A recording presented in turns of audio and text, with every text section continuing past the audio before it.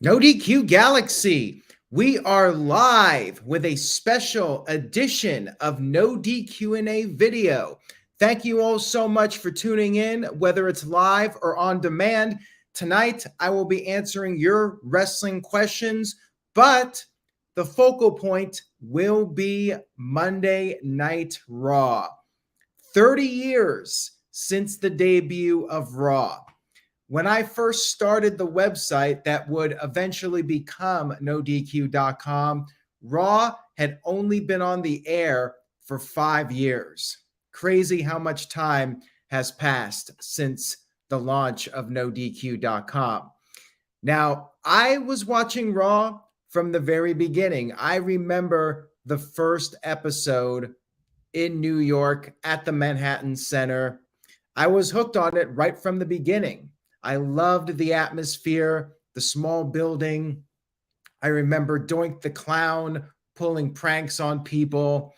I remember Ted DiBiase and IRS using the briefcase on the face of Brutus the Barber Beefcake.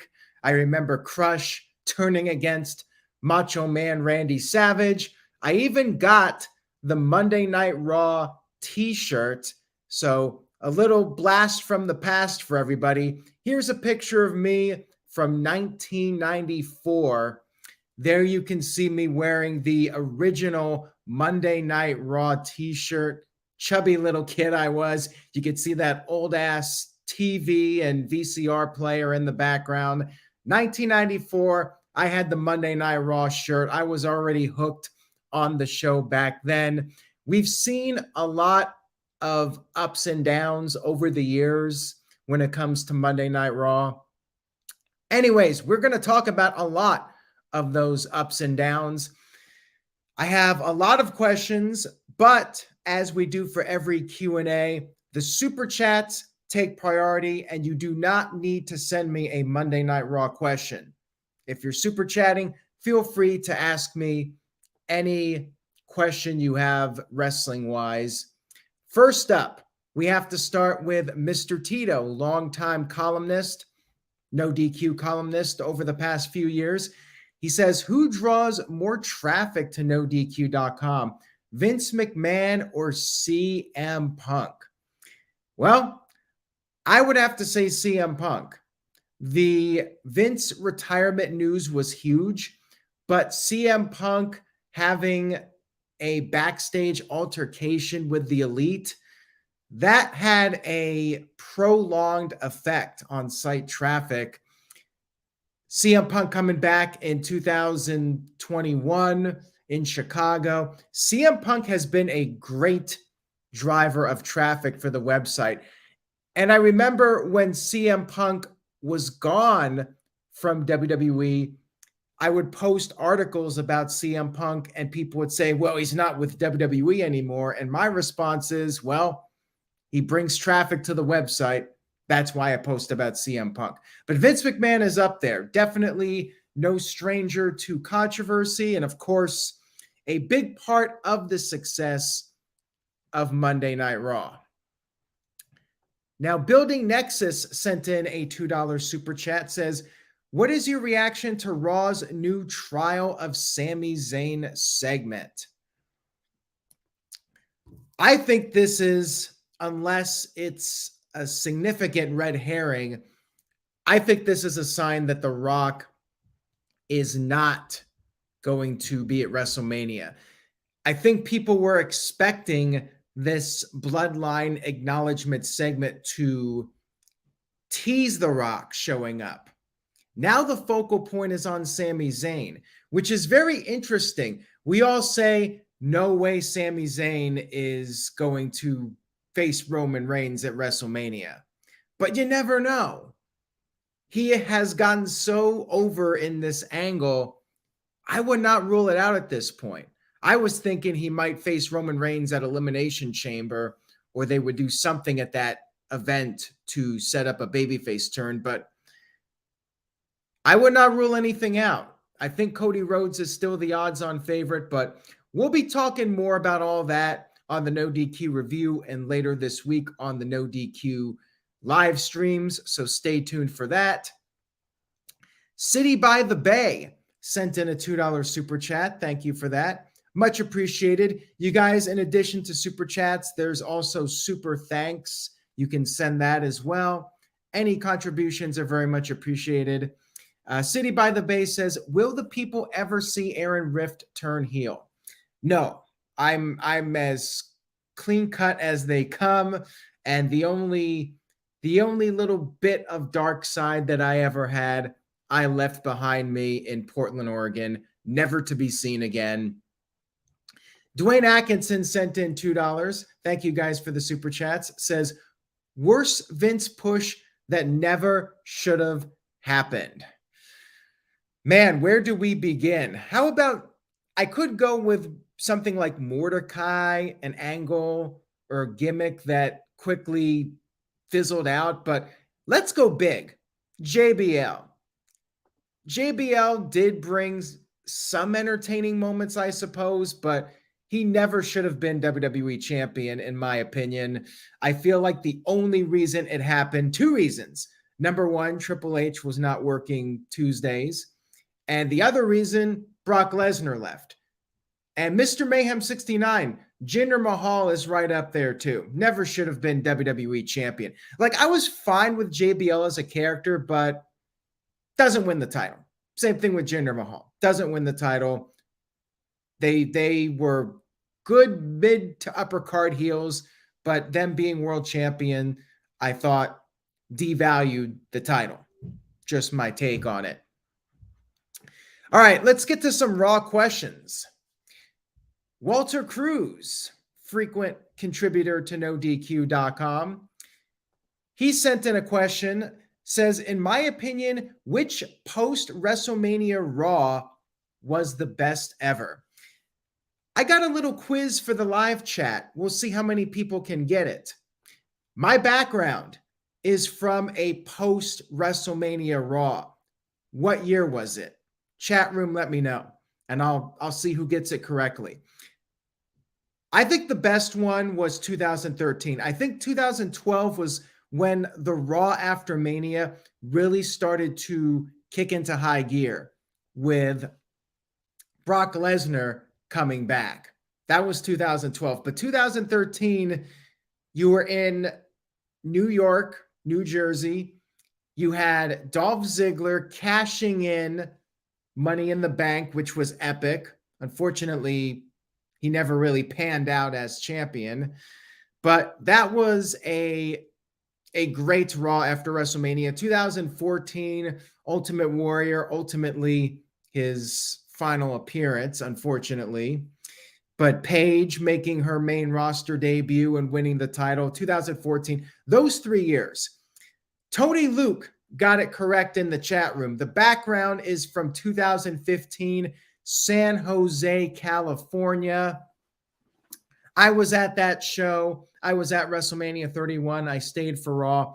And I have to say, 2015 was a little disappointing. I remember the crowd hijacking the show, and you had Sting coming out after Raw went off the air and giving Bo Dallas the Scorpion Death Drop. That was maybe the most interesting thing that happened on the entire show. Neville had a really good match, but I remember like it just wasn't at the level of the previous years.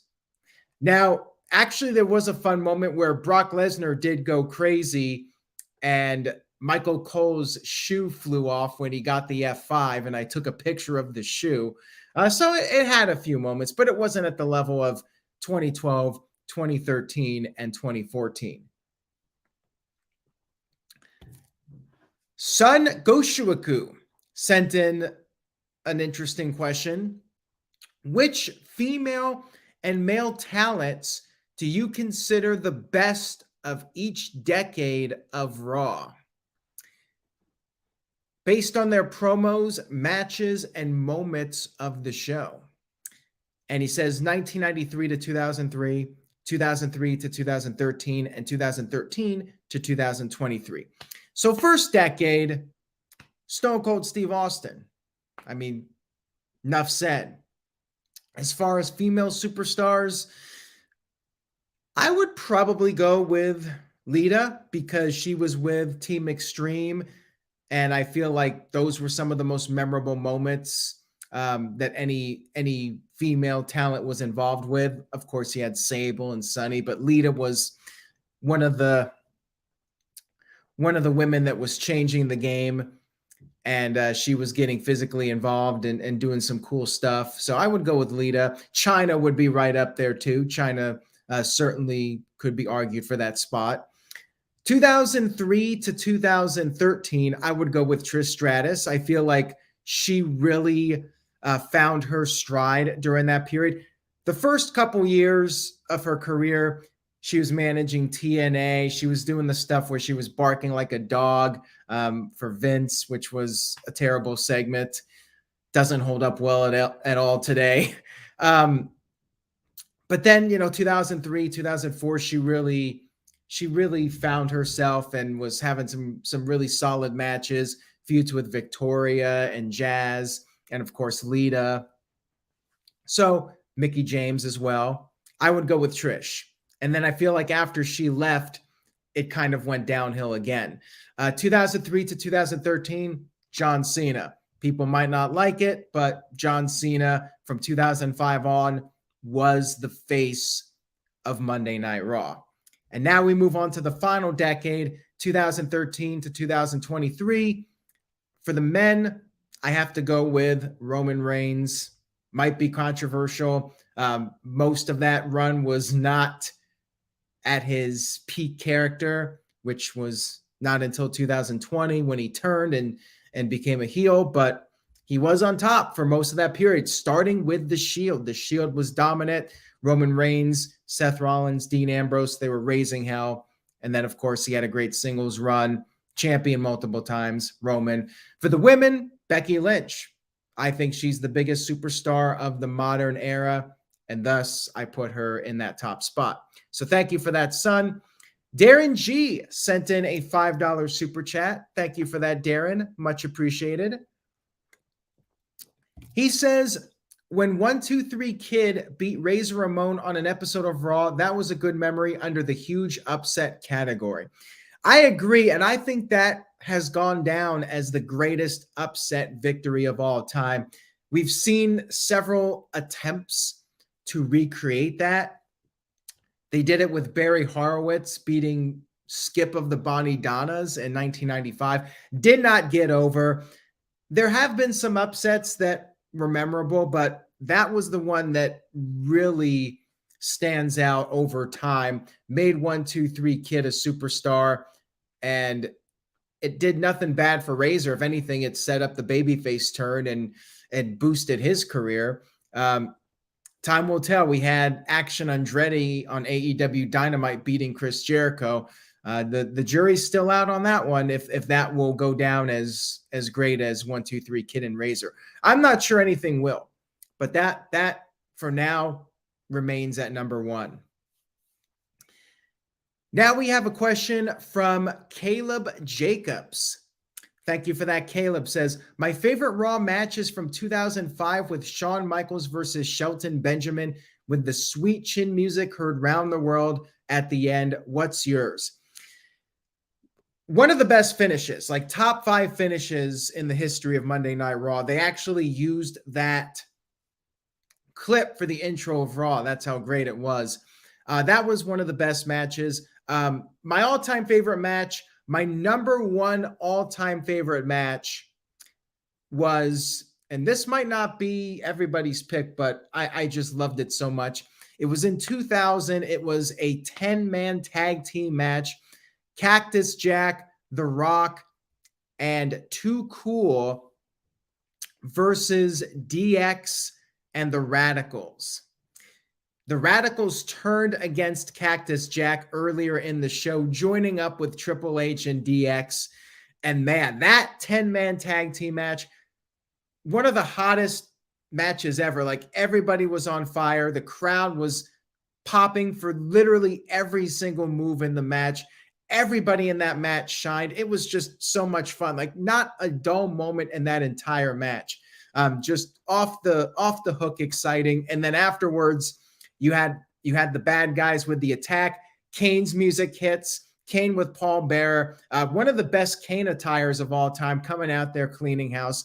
Just excellent about that. So that's my all-time favorite, and I think it still holds up 23 years later.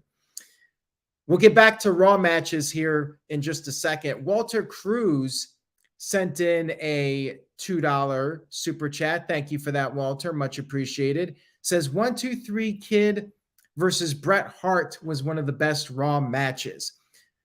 I agree. That was one of the best of the early years of Raw. And again, 1-2-3 Kid, we talked about him earlier, underdog, and he held his own against the champion. And you see it now in AEW. Everybody's trying to recreate that, where the young guy looks good going up against the veteran. Although, really, that goes back to the 80s with Ric Flair. Ric Flair getting in the ring with guys like Sting and putting Sting on the map when the babyface could hold his own against the established heel. So it's no new concept, but Bret Hart really mastered it. I remember him selling for the 1-2-3 Kid, just his facial reactions, like, this kid's pretty good. So Bret did fantastic stuff. And yeah, that match was a lot of fun. One of the best of the early years of Raw for sure. Big Baller G has arrived. Said, just tuning in. Did you happen to answer my question yet? I did not answer it, but I will right now since you brought it up. Thank you, Big G. And Big G says, what are your top 3 Raw moments? That's a tough question to answer because there's been so many of them.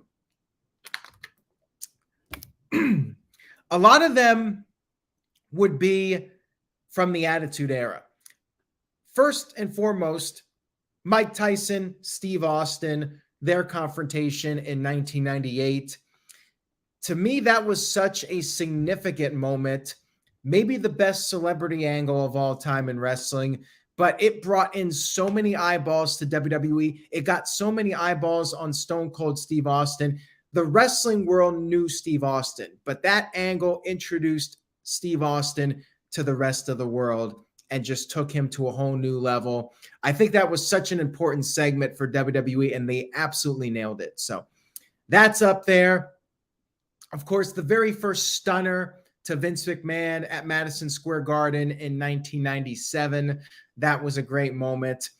Sean Waltman coming out the night after WrestleMania 14 and joining Triple H, calling out Hogan and ripping into Eric Bischoff. Great moment. Of course, the DX invasion of WCW. But how about the DX parody? That's up there too. I can't even do 3.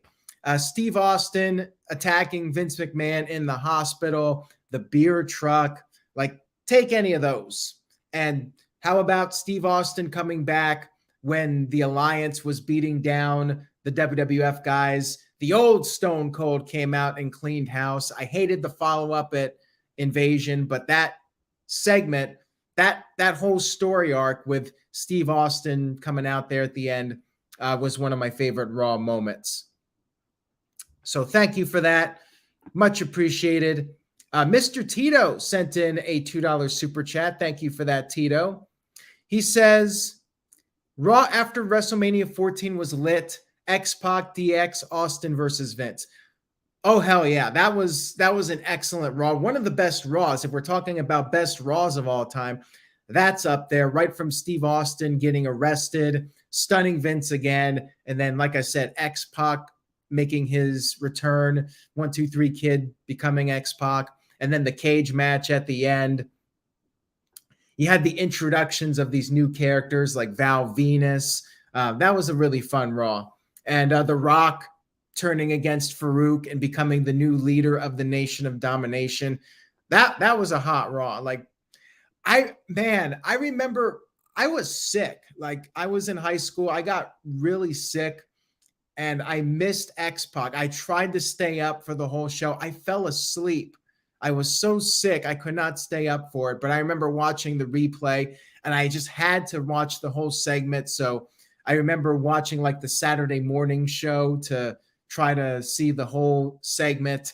It was a really magical time to be a wrestling fan. All right, let's get back to some of these Raw questions. TJS. So he kind of added on to what Caleb's question was. He said, longtime viewer, first time asker, ha ha ha. What are your top 3 Raw matches of all time? So besides that 10-man match in 2000, John Cena versus Shawn Michaels in England, Bret Hart versus Steve Austin, the street fight in 1997, really wasn't a match. More was an angle. How about Owen Hart versus the British Bulldog to crown the first European champion? That was an excellent match. And you've had so many good ones over the years. But again, I tend to go with the earlier years. Like, if you asked me to name a great Raw match from the past decade, like, it's tough because they're often really good, but nothing stands out in my memory as far as the last decade goes. Not too many. And Big G, I do want to add something to Big G's question about the top 3 Raw moments. When I'm thinking like recent years, I have to go with Chris Jericho and Kevin Owens's Festival of Friendship. Like that was maybe the best Raw segment of the past decade, in my opinion. And then Samoa Joe beating the crap out of Paul Heyman to set up the match with Brock Lesnar. That was 2017. And I agree with Tito. That 10-man tag team match really put Too Cool and Rikishi on the map. 100% agree with that. All right, let's see what else we have here as far as super chats go. Mr. Tito sent in another $2. Thank you for that, Tito. Says, how about Lesnar invading Hogan's birthday on Raw?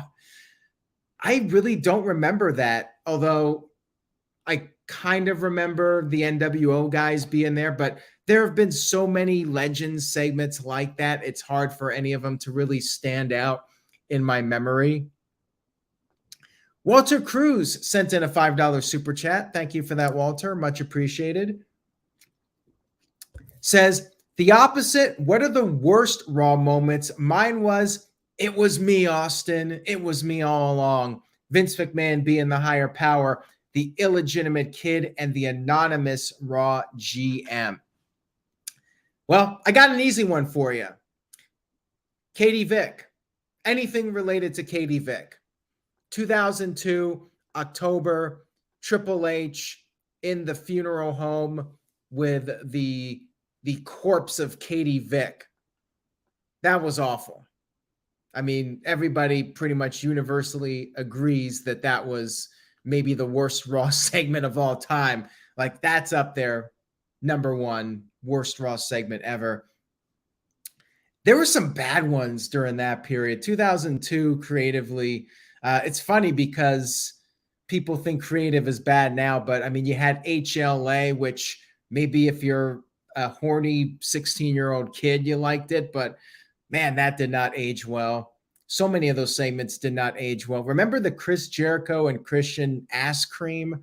Oh, that was awful. Snitsky, a lot of his stuff was bad. I mean, we all laugh at him punting the baby, but that was really stupid. Although we do remember it, so there you go. At least we remember it. Yeah, there were some lousy Raw segments, and there's many that I'm sure that I have blocked from my memory. Attitude Era, you had Mark Henry with Sammy, who was actually a man. He thought Sammy was a woman. Chyna pulled that prank on him. Yikes. Yeah, there were some rough segments back in the day, for sure. And then, how about a more recent one? How about a PG one? They turned Alberto Del Rio babyface only for him to run over Santa Claus with a car literally the next week. That stands out to me as like, what the hell are we watching? Psycho Jet Black sent in a $2 super chat. Thank you for that. I appreciate it. Says, worst Raw moment, Dean Ambrose. That promo. Yeah. Where he's wearing the mask. I think that's what you're talking about. after he turned heel. That was awful. No wonder he quit, right? That whole heel turn was a disaster, in my opinion. And as far as more recent bad segments, Dylan Folk brought up Lashley's sisters. Yeah, that one I blocked out of my memory. Bailey, This Is Your Life was another terrible one. Was Mae Young giving a birth to a hand on Raw or SmackDown? I don't even remember. Here's another one that I forgot about. Michael Wayne, I don't know whether to thank you or to tell you to kiss my ass, but he said the B Team barbecue segment. That was so bad. Oh, that was awful. A lot of people did not like the Lana Bobby Lashley stuff. I mean, it was bad, but I got a little bit of entertainment out of those segments. Not much, but a little bit. Yeah, some of these segments that you remind me of, just why do you do it to me? Why? Braun Strowman. What about Braun Strowman with that upright base? That was ridiculous. Ay, ay, ay. All right, so Big G sent in a $3 super chat. Thank you for that, G. He says, Peacock has the best of WWE Raw moments. Well, there you go. If you guys want to check out some segments that I mentioned, go over to Peacock, although, of course, it'll be biased and WWE will be political with their choices, and they'll make sure to pick segments that really were not that memorable, but they're trying to be politically correct and make sure everybody's happy. So you can watch that, or you can just watch this stream like you're doing and find out what the true fans or so-called true fans think are the best Raw moments. We're just reminiscing here about classic Raw moments. So I mentioned a bunch of the best Raw matches and moments. Calvin Bowman sent in a question specifically about 1998. 2000 was 23 years ago. We're talking about 1998, even further back, 25 years ago. And says, what was your favorite Raw moment from 98? His was Stone Cold and Mike Tyson, which I agree with. I think that would be right up there, maybe my number one Raw moment of all time, because of how significant it was to the company's future success. They just hit all the right notes with that angle and took Austin's popularity to a whole new level. Mr. Tito with a $2 super chat. Thank you for that, Tito. Much appreciated. Says Chris Jericho's Raw debut from 1999 was absurd. Best Raw moment of 99, I think, other than the beer bash. But yeah, best debut in the history of Monday Night Raw as far as I'm concerned. Name a better one. Debut-wise, like when Chris Jericho showed up, I remember getting goosebumps when he came out there and the initials popped up on the Titantron. Like, that was a truly epic moment in wrestling history. And Chris Jericho, from that very first instant, was a star. Like, that's how you do a debut. Like, he didn't really need to say anything, just there on the stage, interrupting The Rock. He was a star in one night. They did more for Jericho in that one segment than his entire run in WCW. Getting back to the questions here, Cleaver Colin Andrews said, what is your favorite Raw moment that happened in Cleveland, Ohio? Cleveland got a lot of good Raw moments, enough that I do remember some of them. I remember Mike Tyson joining DX at the Gund Arena. That might be number one. Steve Austin regained the WWE title from Kane. That was later on in 1998. The simulcast, of course, was in Cleveland at the Gund Arena. So those were the top three, probably, if I had to pick three.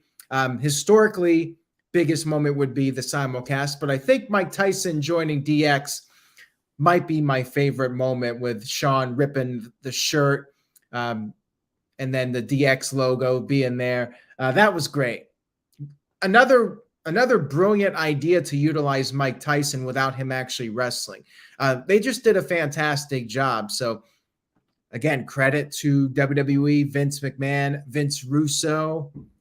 They hit all the right notes with that storyline for sure, and they definitely deserved the credit for that. Mr. Tito sent in $2. Thank you for that, Tito. Says, we've been covering Raw for the majority of its existence. Yes, we have. Like I said, 98 when I started, Raw was only 5 years old. So 25 of the 30 years of Monday Night Raw, I've been actively covering it on NoDQ.com. That's crazy. And now that we're in 2023, it is the 25-year anniversary since I first started the website. I'm sure we'll be doing something big later this year to celebrate 25 years. And as far as big Raw moments, another one I did not mention, Mick Foley winning the WWE title, maybe the best title change in the history of Monday Night Raw, when Mick Foley won the title from The Rock with Steve Austin's help. Maybe the biggest pop of all time. And in my opinion, the best title change of all time, and a very feel-good moment for WWE, feel-good moment for Mick Foley, considering how WCW trashed him on television and Raw beat Nitro in the ratings. What a great moment there for Mick Foley to be able to come out there the next week and say, well, seems like I put a lot of asses in seats after all. Steve-O sent in a question, said, remember when WWE was planning to make WCW a brand and have it in place of Raw or SmackDown? Do you think Raw might have been moved to UPN, or would they have really tried the WCW brand there? Also, isn't it interesting that Raw has always been viewed as the bigger show, but they always had it on cable instead of broadcast TV? Meanwhile, SmackDown is on Fox now and always had life outside of cable, with the exception of it being on Sci-Fi in USA. I think Raw, of course, was the original show. Predates SmackDown, and it has that longevity that SmackDown didn't have. And I think that's why it is considered the A show. But one could argue, especially in recent years, that it is in fact not the A show. It is 3 hours, but SmackDown often feels like a bigger deal at this point, which it is on Fox, so one could argue that's why. I think what happened was WWE was trying to get a time slot for WCW. They were never, I really don't think they were ever serious about WCW taking over Raw or SmackDown, but I think they were trying to get a time slot, and, well, Spike TV was not having any of it. And yeah, WWE just quickly got cold feet, went to Tacoma, Washington, turned against WCW. That was the final nail in the coffin. Mr. Tito with a $2 super chat says, how about Chyna winning that corporate Rumble?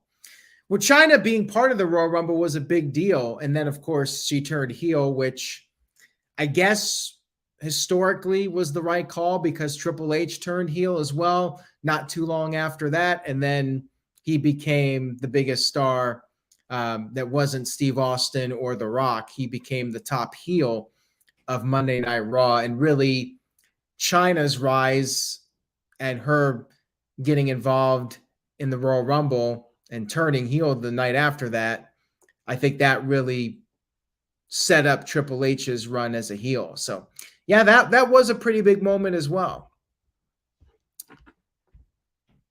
All right, we got a question here from Stefan Steppens. Says, do you think if The Rock isn't at Raw 30, we're getting to current times now, that Roman Reigns would take offense, and that's what would lead to Roman Reigns calling out The Rock, giving space to Cody to win the Rumble, and Reigns wrestling both nights, which has been rumored? I don't think that's happening. Like I said earlier, I think the fact that this segment was changed to a Sami Zayn segment from a Samoan acknowledgement segment, I don't think The Rock's doing WrestleMania. I think that rumor is probably true. Yes, it could be a red herring, but my gut feeling is he's not doing the show. And the fact that they've been hammering home so hard Cody Rhodes has come back. But again, what about Sami Zayn? I still wonder what's going on with that, and if they may do something crazy and go with Sami Zayn versus Roman Reigns at WrestleMania. Never say never, right? The Anime Gen 2.0 sent in a $2 super chat. Thank you for that. This question says, when do you think Raw will end? Another 30 years? I think Raw will outlive me, quite frankly.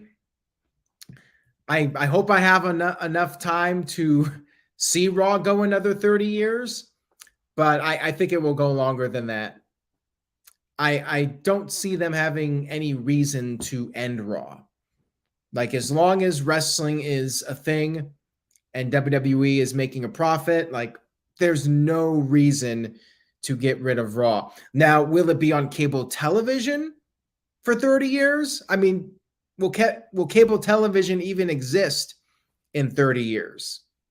That remains to be seen. So it might not be in the format that it's at right now, but Monday Night Raw or Raw, I could see going past the end of my lifetime.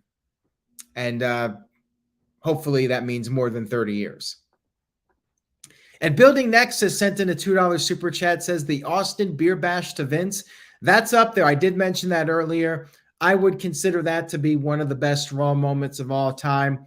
That Austin beating Vince up in the hospital, Austin with the cement truck, that was a great segment.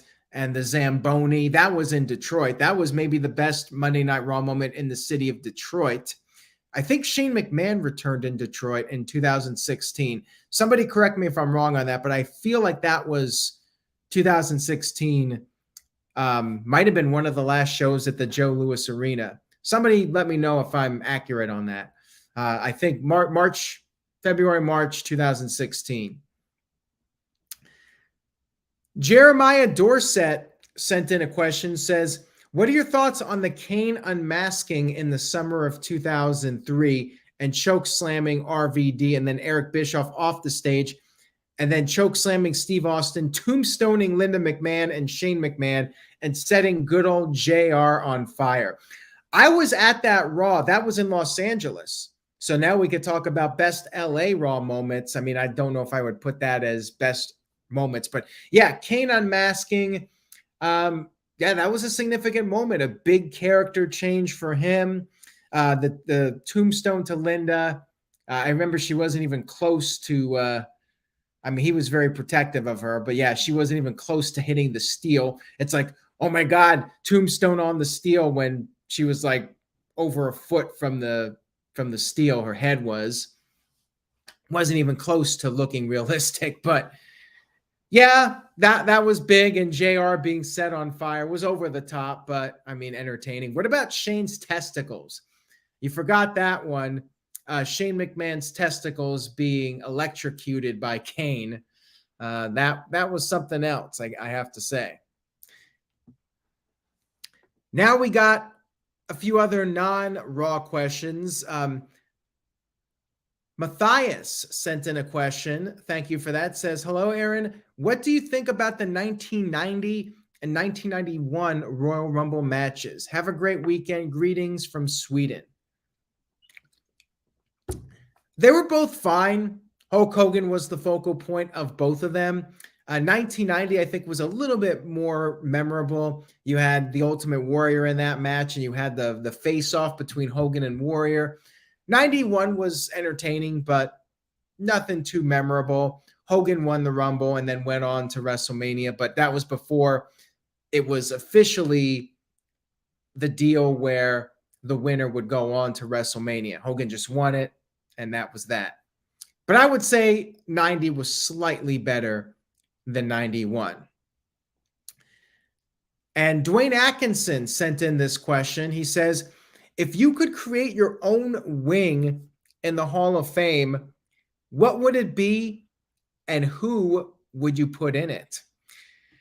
I would create a wing of the Hall of Fame for the non-wrestlers, and specifically people that you do not see on television. So I'm not talking about Michael Cole or Kevin Patrick or Samantha Irving although they are certainly on their way to being, well, not Kevin Patrick, but Michael Cole could be in the Hall of Fame. Maybe Samantha Irving one day. We'll see. I'm talking about people like Jim Johnston, people in production. Might be unpopular to say, but Kevin Dunn. The guys that put together the show, doing things behind the scenes, but they're never on TV. They're never given that moment to be in front of the audience and to have the fans chanting thank you and cheering for you and all that stuff. So yes, for the people like Jim Johnston and just production people in WWE, people that help build the sets and design the logos, that do all these things to make the show what it is. I'd like to see those people get their recognition. And yes, watch my shorts because I did talk about the 90 and 91 Rumbles in the YouTube shorts. If you haven't already, click on the shorts tab on YouTube, youtube.com/Aaron Rift NoDQ. All right, Hamp Connell sent in a $5 super chat. Thank you, Hamp. Much appreciated. Says, today in history, 2008. Crazy, this is the anniversary. Raw is the first WWE program to be broadcasted in high definition. Do you remember when Mark Henry was suddenly wearing red? That's a random ass question when he became the Kool-Aid man. Whenever he turned babyface, it was pretty shortly after that. I know in 2008 he was still a heel with Tony Atlas. It had to have been 2009 because MVP and him started teaming up, and MVP was also wearing red. So it must have been like the later part of 2009 when they started wearing the red colors. Jeremiah Dorset has another question. Thank you for that. Says, what are your thoughts on RVD and Tommy Dreamer jumping the barricade during the July 9th, 2001 edition of Raw and beating up Chris Jericho and Kane, forming the Alliance? Well, I talked about Tacoma when they tried to do the WCW invasion. It flopped. Booker T and Buff Bagwell was a disaster. So WWE hit the panic button. The next week, they completely flipped the script. And that was an excellent show. When you had the ECW guys come out there, and then you had the moment where like the Dudleys ran down and you thought they were going to help Team WWF, but then they turned around, aligning themselves with RVD and Tommy Dreamer. That was a big holy shit moment. And then Paul Heyman got there on the mic and they announced the merger at the end of the show. That was insane. Like, that Raw was crazy. And then the week after that, I believe, is when Steve Austin came out there, the old Stone Cold. So they built up a lot of interest. The angle was getting hot, and then Austin turned heel. And it went to shit, in my opinion. And yeah, but those couple weeks, it was quite the spectacle. And yeah, that Raw just blew my mind when I watched it live. Like, we were like, holy shit, what is happening here? It was unreal. And you really didn't see a moment like that for many years. Like, maybe the closest thing to that was Nexus debuting on Raw in 2010. But unfortunately, that angle fizzled out after a couple of months. Many would say the SummerSlam with John Cena beating them was the beginning of the end.